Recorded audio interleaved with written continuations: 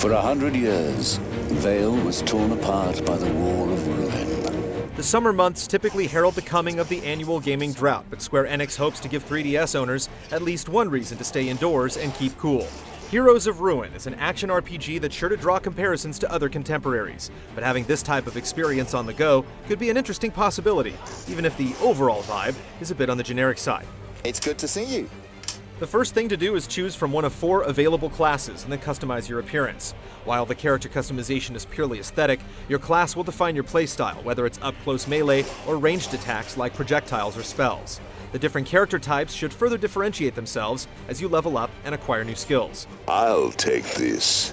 Once you're set in your class, you earn experience by completing quests and slaying monsters. And as you level up, you earn points which are not only spent on permanently improving your attributes, but also enhancing an existing ability or unlocking new talents. These special skills can then be mapped to one of your face buttons and used alongside your basic melee attack as a means of fending off foes.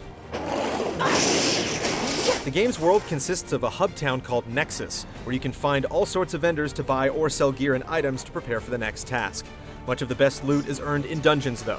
This is also the area where you'll find new quests to tackle by talking to various NPCs. When you're ready to set off, you set sail to one of the world's many dungeons. The layouts we came across were rather straightforward, so we can only hope there are a few surprises in store later on. I'm simply glad to see you alive, old friend. Within dungeons, you'll take on ever-increasingly difficult mobs that drop precious loot and potions that you'll need in order to survive.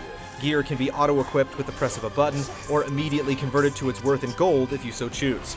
There are a few light puzzle elements, but for the most part, it's non-stop action that typically culminates in some form of a boss encounter.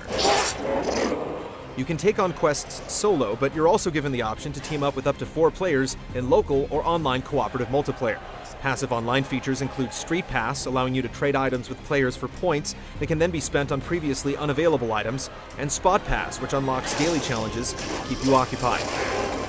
Heroes of Ruin is shaping up to have one of the most robust multiplayer experiences on the 3DS. Aside from a few notable exceptions, Nintendo's new handheld hasn't received much in the way of quality third-party support. Square Enix is taking a risk in picking up such an ambitious game for a portable device, but they're hoping 3DS owners are starving for something just like Heroes of Ruin.